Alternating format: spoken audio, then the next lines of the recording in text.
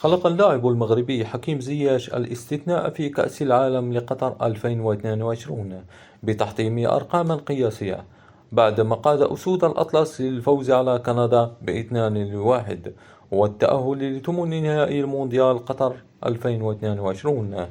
وسجل زياش الهدف الأول للمغرب في الدقيقة الرابعة، وصنع الثاني لزميله يوسف النصيري في الدقيقة ال23، بينما سجل هدف كندا الوحيد نايف أكرد بالخطأ في مرماه.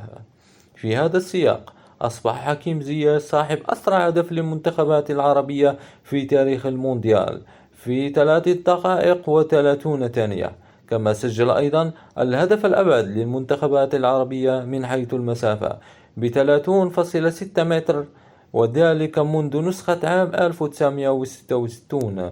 كما أصبح حكيم زياش ثالث لاعب مغربي يسجل ويصنع في نفس المباراة بكأس العالم، وذلك بعد الثنائي مصطفى حجي وعبد الجليل هدى في مونديال 1998.